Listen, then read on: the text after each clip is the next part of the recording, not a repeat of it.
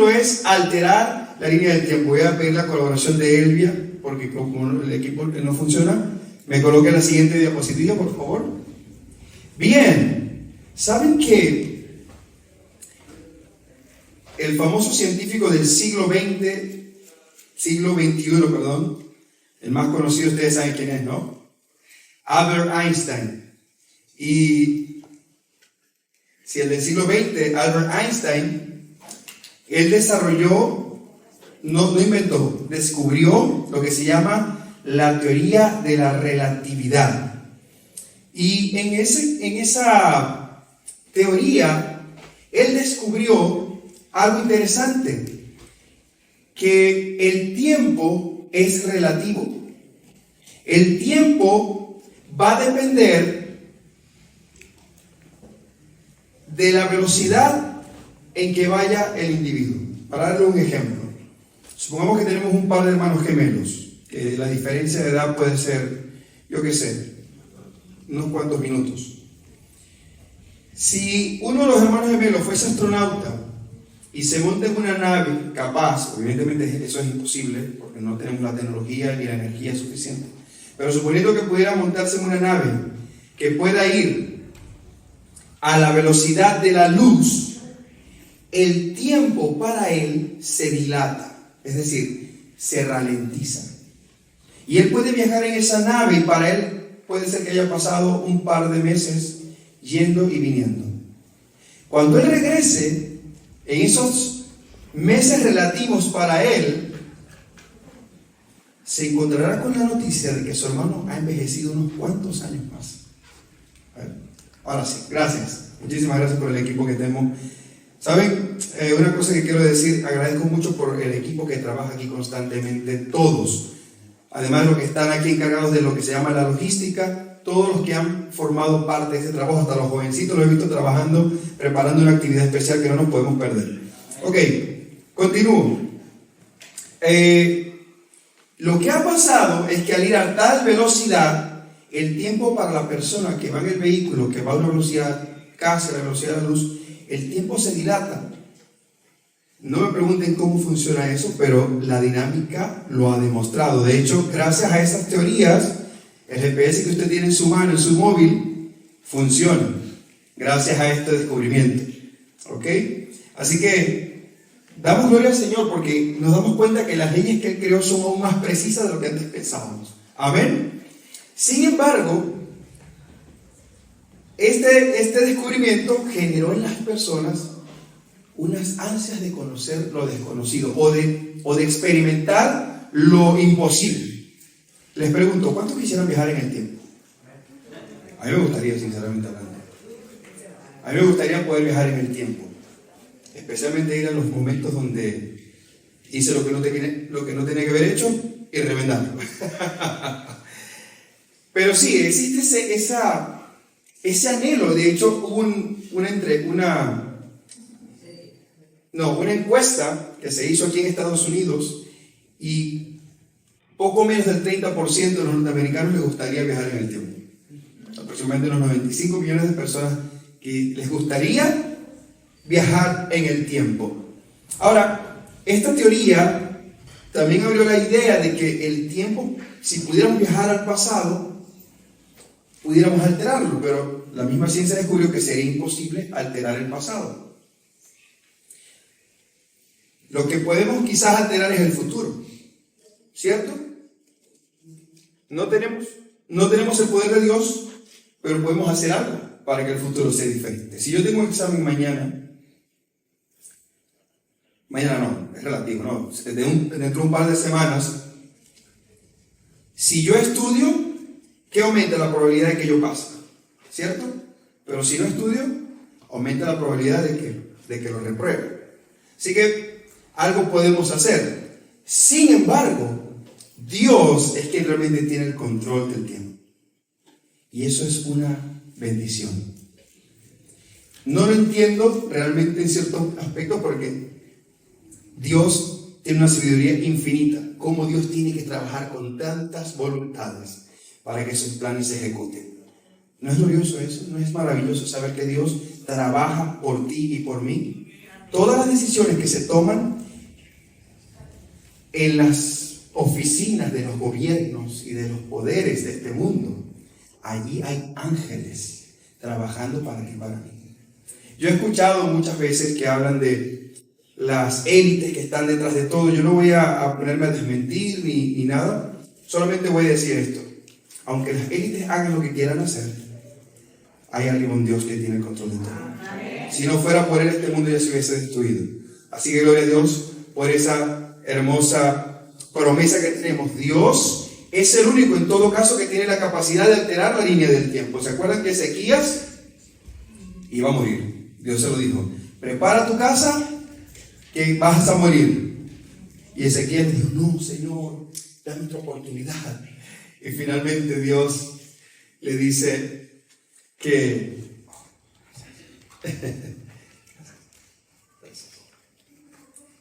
Dios le da la oportunidad, y sin embargo, en vez de Dios permitir que muera, ¿qué hace? ¿Le da cuántos años más? 15 años de vida. ¿Y cómo Dios le mostró ese milagro? ¿Qué hizo Dios? Habló con su profeta. Habló con su profeta, ¿verdad? ¿Y qué milagro hizo Dios para alterar el tiempo? Regresó la sombra del sol, ¿cuántos? 15 grados. Dios tiene el poder de alterar el tiempo, pero es Dios quien lo determina, no nosotros. Amén. Amén. Nosotros nos falta es ser pacientes y confiar en sus promesas. Así que Dios tiene el poder de alterar la línea del tiempo, y Él ya dijo lo que acontecerá antes de que nosotros lo veamos pasar, para que cuando ocurra tengamos la confianza de que lo que Él dice es verdad. Amén. Bien. Así que, ¿cuánto le gustaría viajar al pasado? A mí me gustaría, pero bueno, es una imposibilidad física. Dios no le hace falta volver al pasado. Dios puede trabajar en nuestro futuro, en mi futuro y en tu futuro. Amén. Pregunto, ¿podemos saber lo que acontecerá en el futuro?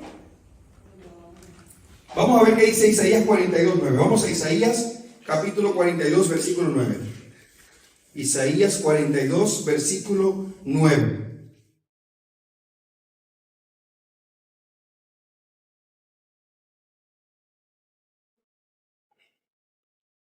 Miremos lo que dice la palabra de Dios. He aquí, ya se cumplieron las cosas primeras. Y fíjense, y yo anuncio que cosas nuevas antes que salgan a luz, yo os las haré saber. ¿Se dan cuenta de lo que está diciendo Dios aquí, no? Dios nos hará saber a nosotros lo que va a acontecer en el futuro antes de que acontezca. Ese es el Dios al que nosotros servimos. Ahora, no piensen que Dios es como la gente que vende futuro, ¿no? Que tiene una bola de cristal, o que lee las cartas, o que lee las manos, o otra forma del futuro, o que venden acciones esperando que crezcan de valor, ¿no?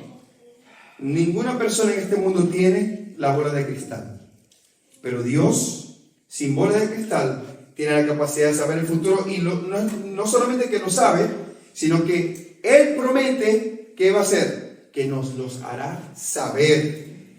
Saben, en los temas anteriores estuve hablando de Cristo, porque Cristo es el fundamento de la profecía, y ahora vamos a entrar de lleno en lo que es la profecía. Y esta historia es muy interesante, así que quiero rápidamente que saquen su Biblia. Vamos al libro de Daniel. Libro de Daniel, vamos a escuchar allí, vamos a leer un sueño que tuvo un famoso rey. Los jovencitos deben saber el nombre de este rey, porque la historia de este joven que escribe el libro, Daniel, es una de las historias más emocionantes que podemos leer en la Biblia. El rey sueña. ¿Qué rey es ese? Rey Nabucodonosor. De hecho, Nabucodonosor es el rey Nabucodonosor II. Lo que pasa es que como el primer Nabucodonosor, o Nabucodonosor I, no tuvo tanta fama, pues se da por sobreentendido. Y cuando escuchas la historia de Nabucodonosor, normalmente se refieren a Nabucodonosor II. Bien, Fíjense lo que cuenta aquí Daniel capítulo 2 y vamos a leer desde el versículo 1. En el segundo año del reinado de Nabucodonosor, tuvo Nabucodonosor sueños y se turbó su espíritu y se le fue el sueño. ¿A cuánto les ha pasado alguna vez tener sueños que los perturban? Sí, puede pasar. Entonces, ¿qué hizo el sueño? Versículo 2. Hizo llamar el rey a magos, astrólogos, encantadores y caldeos para que le explicaran sus sueños. Vinieron pues y se presentaron delante del rey. Versículo 3. El rey les dijo: he tenido un sueño y mi espíritu se ha turbado por saber el sueño. Versículo 4. Dicen entonces los caldeos al rey en lengua aramea: Rey, para siempre vives.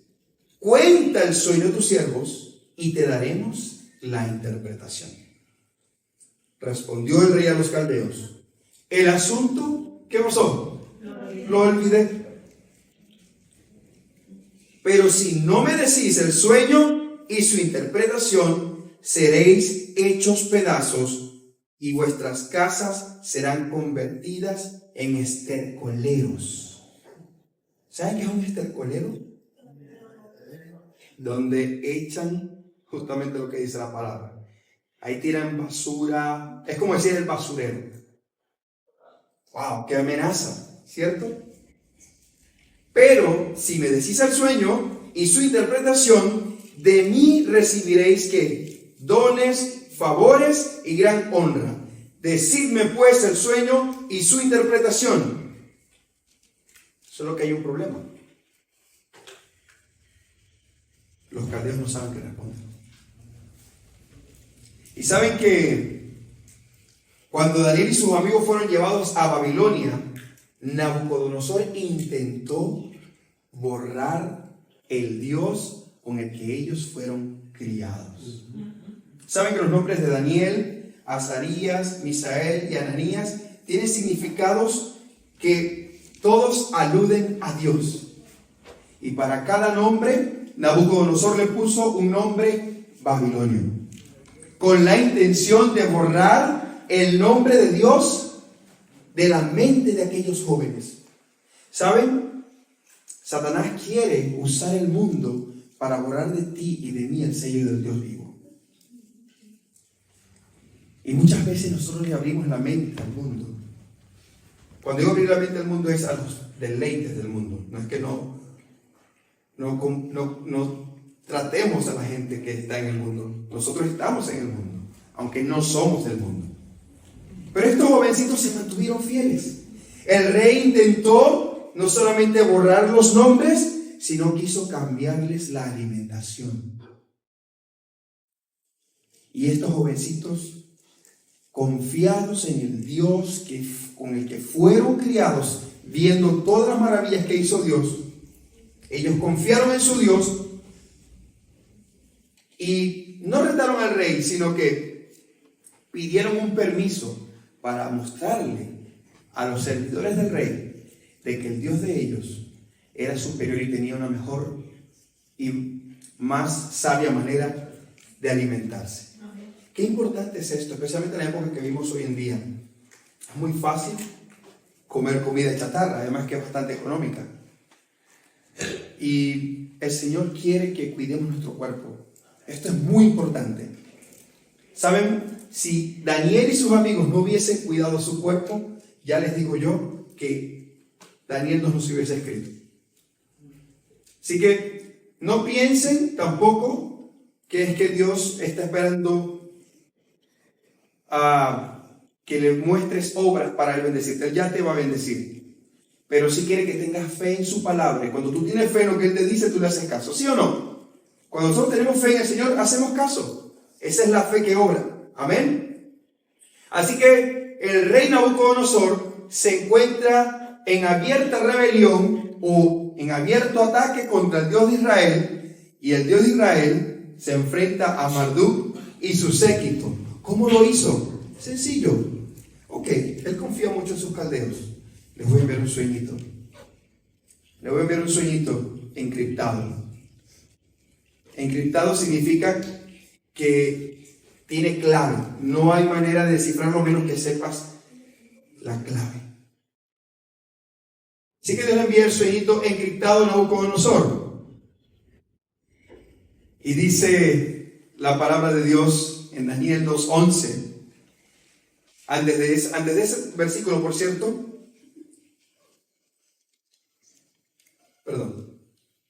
el rey envía a los caldeos a reunir a todos los sabios. ¿Para qué? Para aniquilarlos. Daniel no estaba en medio de ese séquito de magos y astrólogos de Babilonia en ese momento.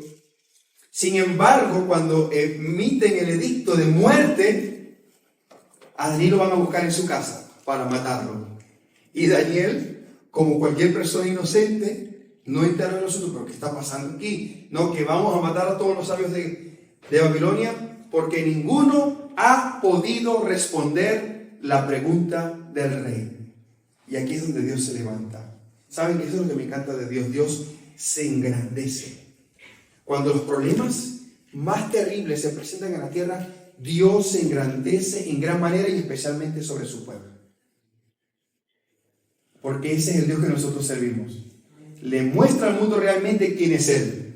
Así que Dios le envía aquel código y Daniel conocía el código de desencriptación. ¿Cuál era el código de desencriptación? Pertenecer al pueblo de Israel, portarse bien, ¿verdad? Comer correctamente. Él sabía el código, ¿cierto? No. Esa no es la clave. Esa no es la clave para descubrir los secretos de Dios. Estos fueron los caldeos, por cierto. No hay quien lo pueda declarar al rey, salvo los dioses cuya ¿qué? Morada no es con la carne. Fíjense el pensamiento de los paganos. Son los dioses cuya morada ¿qué? No es con la carne. ¿Qué dice Juan capítulo 1, versículo 14? ¿Y aquel verbo qué? Se hizo carne y habitó entre nosotros y vimos ¿qué? Su gloria. ¿Gloria como la de qué? La del unigénito del Padre. Así que vamos a seguir leyendo. Dice: por esto el rey con ira y con gran enojo mandó que mataran a todos los sabios de Babilonia. Y se publicó pues el edicto de que los sabios fueran llevados a muerte, y buscaron también a Daniel y a sus amigos. Y aquí es donde empieza la acción de Daniel. Daniel pregunta: ¿cuál es la causa de este edicto? Que se publique de parte del rey tan apresuradamente. Arioc hizo saber a Daniel lo que había. Y Daniel entró y pidió al rey que le concediera ¿qué? Tiempo. Que él daría al rey la interpretación. Ahora, el espíritu de Daniel aquí no es un espíritu de orgullo, pero pidió tiempo. ¿Por qué pidió tiempo, Daniel? Amén. El tiempo que pide Daniel es para orar. Y fíjense la oración de Daniel. Vamos al versículo 20. Habló Daniel. Antes de eso, él oró con sus amigos. Vamos a leer el 17. Dice: luego se fue Daniel a su casa e hizo saber a Ananías, Misael y Azarías, sus compañeros, lo que sucedía, para que pidieran, fíjense, ¿pedir qué? Misericordias del Dios del cielo sobre este misterio, a fin de que Daniel y sus compañeros no perecieran con los otros sabios de Babilonia. Y el secreto fue ¿qué? Revelado a Daniel. ¿Cómo? En visión de noche, por lo cual ¿qué hizo Daniel? Bendijo Daniel al Dios de los cielos. Habló Daniel y dijo: bendito sea el nombre de Dios de siglos en siglos, porque suyos son el poder y la sabiduría. Él muda ¿qué? Los tiempos y las edades. Quita reyes y pone ¿qué? Reyes. Da la sabiduría ¿a quién? A los sabios, y ciencia a los entendidos. Ven que Daniel no se adjudica ninguna sabiduría. La misma actitud de José, por cierto. Cuando lo alabaron: oh José, qué bueno, qué inteligente. No está el mío rey. Es el Dios de los cielos quien revela. Es Dios quien revela los sueños. Amén. Esto es una cosa muy interesante. Hoy en día en el mundo la filosofía es: sigue tu sueño, sigue lo que tanto te gusta. Que no digo que esté mal, pero está un enfoque en ti. Y a veces Dios te necesita en un sitio donde no te gusta, pero te necesita allí para hacer su obra. Porque yo les aseguro que Jesús no quería estar en la cruz. Como humano, no quería. Y esa fue su oración. Padre, si es posible, ¿qué? Pasa de mí esta copa. Y muchas veces nosotros somos tan abiertamente rebeldes a Dios y Dios nos muestra el camino, pero porque simplemente no me gusta, digo no. Que el Señor nos ayude a que Él sea quien revela no los sueños que yo quiero para mí, sino los que Él tiene para mí. Amén. Y no hay vida más gozosa que vivir el sueño de Dios, porque los pensamientos de Dios son más grandes que los de nosotros. Si tú crees que tienes un gran sueño, déjame decirte, Dios tiene un sueño aún más grande contigo. Seamos humildes delante del Señor. Y dice, Él revela lo profundo y lo escondido y conoce lo que está en tinieblas, y con Él quien mora la luz. A ti, Dios de mis padres, te doy gracias y te alabo, porque me has dado sabiduría y fuerza, y ahora me has revelado lo que te pedimos, pues nos has dado a conocer el asunto del rey. Nabucodonosor quería borrar de la mente de Daniel, quería borrar a Dios de la vida, del estilo de vida de Daniel. Y Dios le dijo, tú me los quieres quitar de encima, ahora vas a ver cómo vas a depender de ellos. Y eso fue lo que pasó. Así que Daniel fue a Arioc y Arioc lo presentó ante el rey. Y fíjense lo interesante, la presentación de Arioc al rey de Daniel. Le dice, he hallado un hombre de los deportados de Judá, el cual dará al rey la interpretación. Y fíjense cómo insiste el rey. Entonces el rey le dijo a Daniel, al cual llamaba Belsasar, ¿podrás tú hacerme conocer el sueño que vi y su interpretación? Y fíjense aquí donde Daniel habla, dice, el misterio que el rey demanda, ni sabios, ni astrólogos, ni magos, ni adivinos lo pueden revelar. ¡Qué humildad de Daniel! Esa humildad que tenía Daniel era porque él nunca confió en sí. Él confiaba en lo que su Dios le decía. Y eso es lo que Dios quiere con nosotros. Entonces Daniel empieza a contar el sueño al rey. Estando tú, rey, en tu cama, te vinieron pensamientos por saber, ¿qué cosa? Lo que había de suceder en lo porvenir, y el que revela los misterios te mostró lo que ha de ser. ¿Saben? Alguna vez me dijo, ¿no será que soy muy atrevido en pedirle a Dios semejante cosa? ¿Conocía a Nabucodonosor a Dios? Pero se preocupó por el futuro, ¿no? Y le respondió Dios. ¿No es sorprendente eso? Que Dios responde oraciones que a veces ni le preguntamos directamente a Él. Porque ese es el Dios que se preocupa por la humanidad. Dios se preocupa por ti y por mí. Él no nos deja al abandono. Y así que Daniel empieza a explicar el sueño.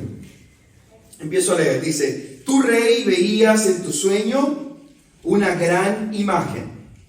Esta imagen era muy grande y su gloria muy sublime. Estaba en pie delante de ti y su aspecto era terrible. No sé si pueden ver ahí la imagen. ¿La ven allí claramente? Amén.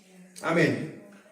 Y dice, la cabeza de esta imagen era de oro fino, su pecho y sus brazos de plata, su vientre y sus muslos de bronce, sus piernas de hierro, sus pies en parte de hierro y en parte de barro cocido.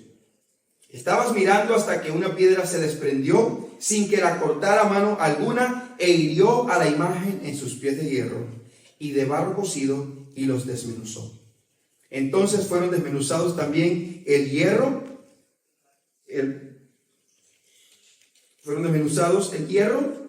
y el barro cocido, el bronce, la plata y el oro, y fueron como tamo de las eras del verano, y se los llevó el viento sin que de ellos quedara rastro alguno.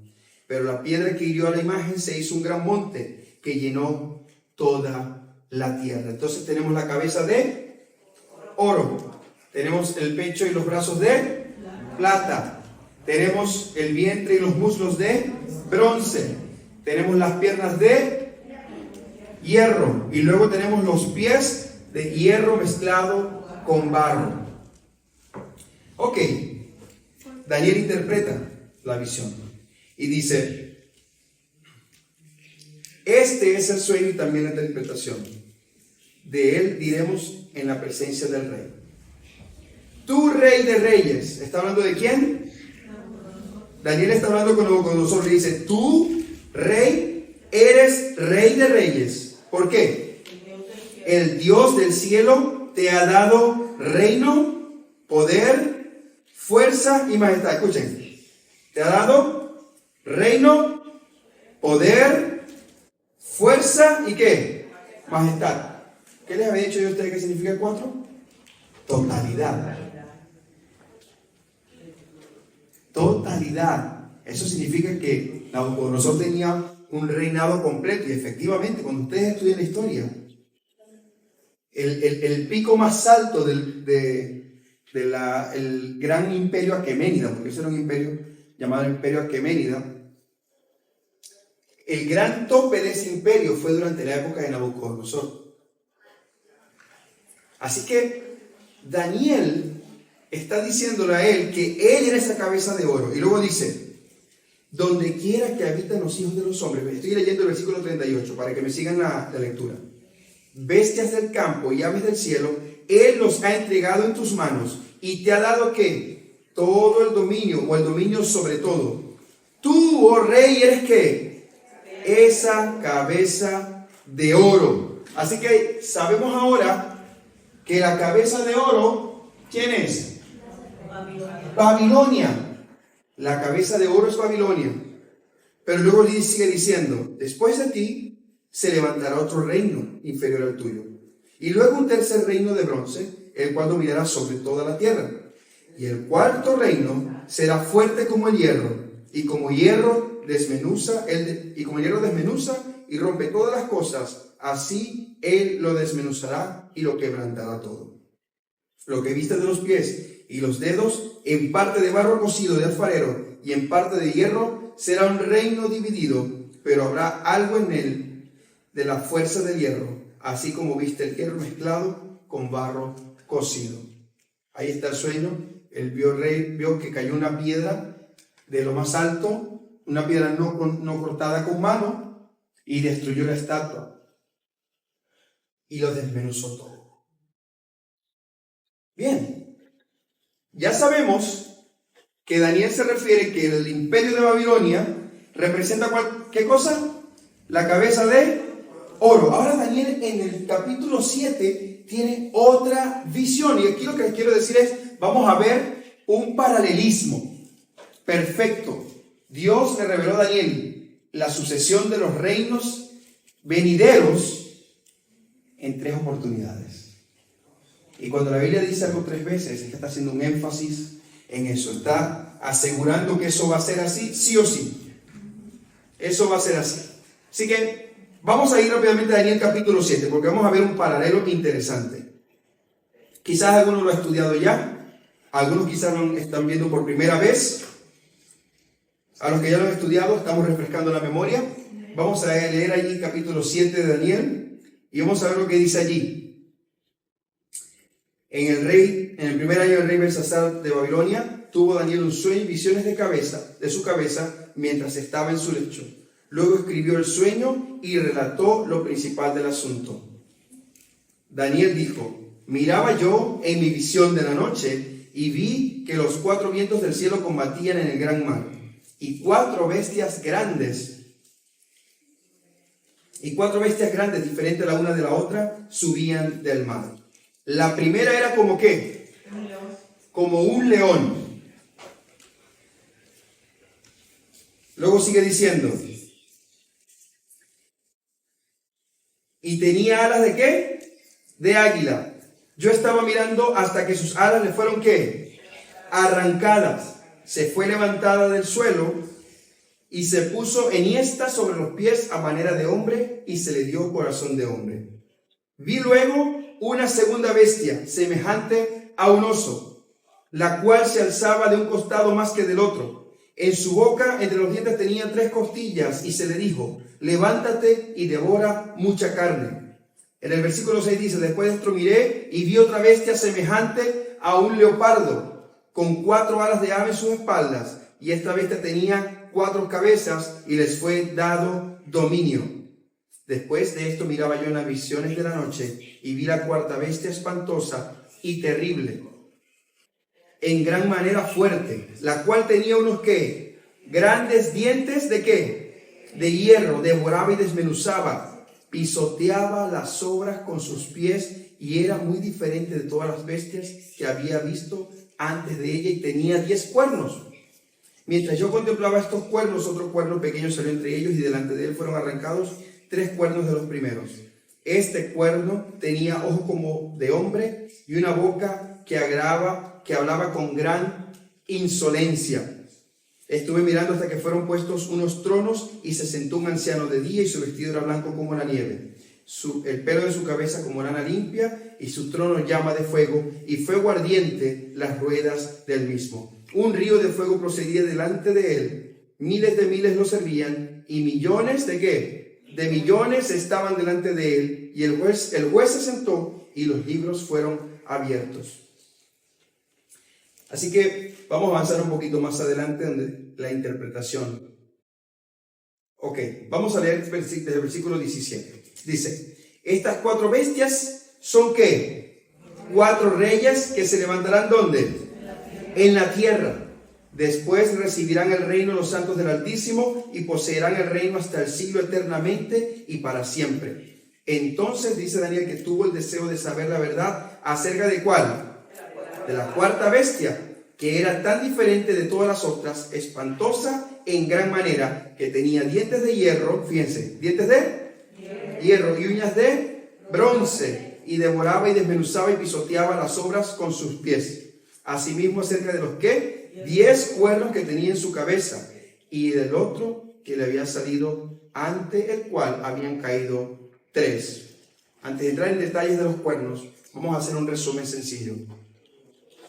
Yo les coloqué allí la pista, mejor dicho, la respuesta. En la estatua, la cabeza ¿de qué era? Oro. ¿Y qué representaba? Babilonia, ¿cierto? Lo curioso de la bestia del león, la bestia del león, es que dice allí que las alas le fueron arrancadas, y se puso ¿de qué? De pie a manera de hombre. Y se le fue dado ¿qué? Un corazón de hombre. Les dejo tarea para la casa. Nabucodonosor fue un rey muy orgulloso, y Dios le dijo lo que iba a pasar con él. Si no dejaba su orgullo, se convertiría como ¿qué?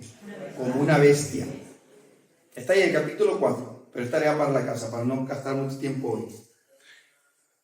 Al fin de los 7 años en el cual se convirtió como una bestia, alzó los ojos al cielo, y se le fue restaurado el corazón de hombre. Se comportó como una bestia durante 7 años, y fue levantado, así como este león representa a Babilonia. Ya vamos a ver de dónde saco la respuesta de que Babilonia es esta primera bestia. La segunda bestia es Medo-Persia. Dice que ¿qué pasaba? Tenía en su boca 3 costillas, ¿no? ¿Y qué pasaba a un lado del otro? Se levantaba un alto más, como quien dice, a la altura de la cruz de los animales, se levantaba un lomo más arriba que el otro, ¿cierto? Y además, luego vemos a Grecia, representado en el leopardo, un leopardo de 4 cabezas, y luego vemos a una bestia terrible. Ahora, ¿por qué saco yo esta conclusión? Vamos a Daniel 8, porque este es el paralelo que nos va a ayudar a comprender. Daniel 8. Ahora Daniel está en el reinado del rey Belsasar, en el 3er año, y dice: Daniel, yo Daniel tuve una visión después de aquella que había tenido antes. Miraba yo la visión, y en ella yo estaba en Susa, que es la capital del reino, y la provincia de Elam en la visión, pues me veía junto al río Ulai. Alcé los ojos y miré ¿un qué? Un carnero que estaba delante del río. Fíjense lo interesante. ¿Y tenía cuántos cuernos? 2 cuernos. Aunque los cuernos eran ¿qué? Altos, uno era más alto que el otro. ¿A qué bestia se les parece esa característica? Al oso. El oso tenía un lomo que se levantaba más que el otro, un costado se levantaba más del otro. En este caso el carnero se levantaba un cuerno más que el otro. Luego vi que el carnero iría con los cuernos al poniente, al norte y al sur, y que ninguna bestia podía parar delante de él, ni había quien escapara de su poder. Hacía conforme a su voluntad y se engrandecía. Y mientras yo consideraba esto, un macho cabrío, ¿qué dice? Venía del lado del poniente sobre la faz de toda la tierra, sin tocar tierra, y aquel macho cabrío tenía un cuerno notable entre sus ojos. Vamos a ir a la interpretación. Vamos al versículo 20. Daniel 8:20. En cuanto al carnero que viste, dice, que tenía 2 cuernos, estos son los reyes de Media y de Persia. Cuando ustedes van a la historia, el reino que destruyó el reino babilonio fue el reino de los medos y los persas en el año 331, durante la famosa fiesta del rey Belsasar, que está en el capítulo 5 de Daniel. Otra tarea para la casa, leer el capítulo 5 de Daniel para que vean la caída del reino de Babilonia. Hay muchas cosas interesantes que sacar de allí. Interesantemente, el reino de los medos y los persas logran invadir Babilonia. Cuenta la historia que ellos lograron, durante esa época el río bajaba bastante la altura del río, y algunos soldados aprovecharon la bajada de la marea del río, entraron y las puertas prácticamente estaban abiertas porque todo el mundo estaba en fiesta. Mataron a los pocos soldados que había y abrieron las puertas de par en par. Y así cayó Babilonia. Así que Daniel había dicho a Nabucodonosor: tú, oh rey, eres aquella cabeza. La cabeza era de oro. Luego que viene el pecho y los brazos, ¿cierto? 2 brazos. ¿Por qué 2 brazos? ¿Por qué 2 cuernos? ¿Por qué se levanta un costado más que el otro? Porque los medos y los persas eran un reino, era un virreino, un virreinato.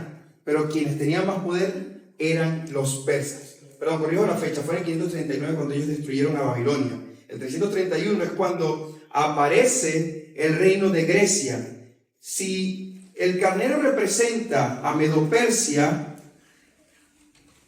que es paralelo a los brazos y pechos de plata, y es paralelo al oso, entonces podemos sacar la conclusión de que Grecia, siendo el macho cabrío, también es el leopardo, ¿cierto? El leopardo, y también representa el vientre y los muslos de bronce. ¿Saben ustedes una curiosidad histórica? ¿Cuál era el metal favorito de los griegos?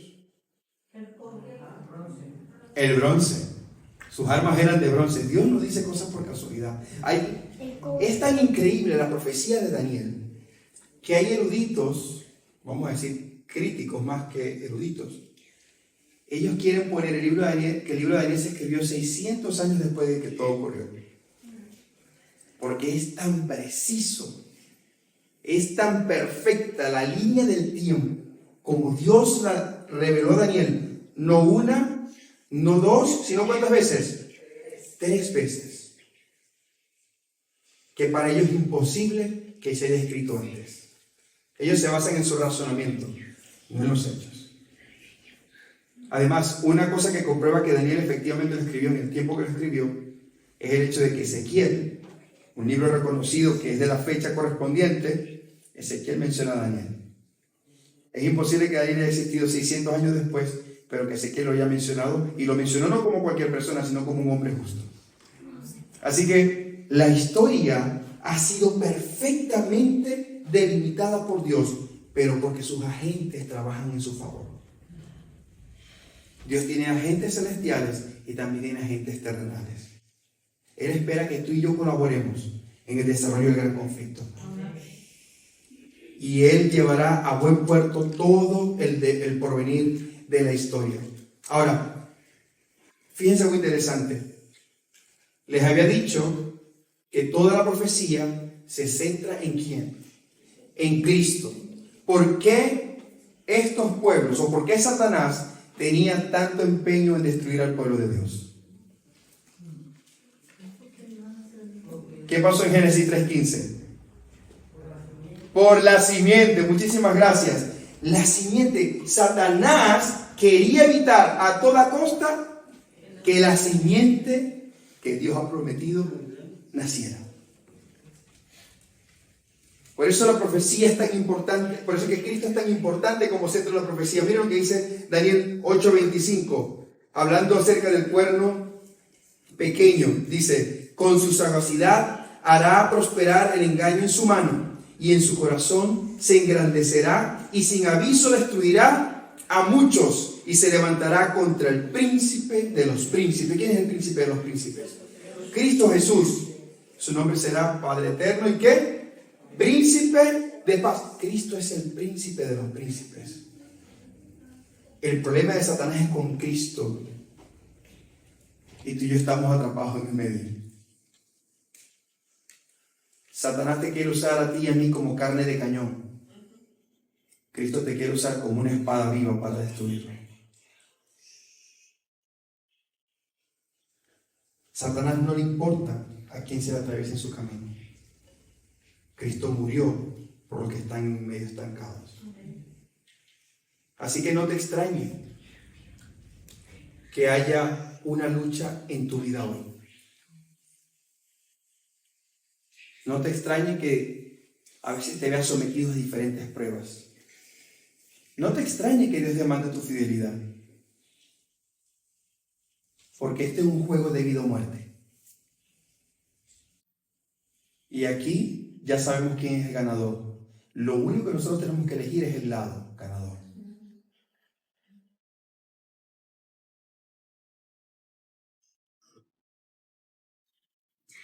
Pudiéramos sacar más lecciones acerca de las profecías, pero yo creo que el Señor es bastante claro en su palabra. Él quiere que nosotros estudiemos más a fondo. El conflicto no es quién va a ganar o quién va a perder, eso ya está definido. Y Satanás sabe que le queda poco tiempo. ¿Saben por qué? Porque nosotros, recuerdan que la estatua no termina solamente en las piernas de hierro, sino que llega hasta los pies. ¿Y qué hay en los pies? Hierro y qué? Barro cocido. ¿Cuántos dedos tienen los dedos de los pies, sumando los dos pies? 10 dedos. ¿Cuántos cuernos tenía la cuarta bestia? 10 cuernos. En la visión de Daniel, en la estatua, ¿qué ocurre después que explica toda la estatua? ¿Qué aparece? Una piedra cortada no con mano. ¿Se acuerdan que hablamos de Cristo, la roca que desecharon los constructores? Cristo es esa roca. Y Él va a instaurar este mundo. Yo les cuento una cosa muy sencilla. El imperio babilonio ya cayó. El imperio medo-persa ya cayó. El imperio griego ya cayó. El imperio romano está por caer. Tiene 2 etapas. Tiene una etapa de hierro, donde actúa como un poder imperial, pero tiene una etapa de cuernos. Y esos cuernos, hay un específico, según dice la profecía, que hablará palabras contra el Altísimo. Ya no está hablando de un reino que se preocupa por lo político. Es un reino que está tratando de dominar el plano espiritual. Y está intentando cambiar los tiempos y las leyes. Lo ha intentado, pero no le ha servido. Hoy en día cuando usted mira el almanaque, no es en todos lados, pero está ocurriendo ya en muchos sitios. Y esto es historia antigua ya. Pero ya cambiaron hasta el orden de los días. En vez de dejar el domingo como primer día, lo dejan al final. De hecho, la palabra domingo viene del latín Dominis Dei, que significa día del Señor. Satanás sabe que le queda poco tiempo. Según la profecía estamos allí, a los pies. Algunos dicen en las uñas de los pies. El asunto no es tanto si el sábado o el domingo, como les dije, la ley es importante.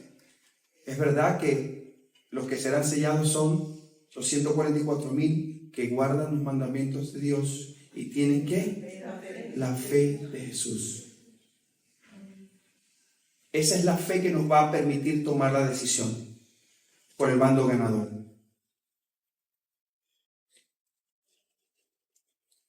El conflicto de los siglos se desarrolla en el universo y la tierra es el último bastión de la resistencia, comandada por el enemigo. Atacó a Dios queriendo levantarse, como se prometió a sí mismo, subir a los lados del norte y ser semejante al Altísimo. Pero bien sabemos nosotros que confiamos en la palabra de Dios, que su reino llegará a su fin. Y va a llegar a su fin por la mano de Dios Todopoderoso. Pablo dijo que el Dios de paz pronto aplastará la cabeza del enemigo bajo nuestros pies. Yo creo firmemente que estamos llegando en ese día.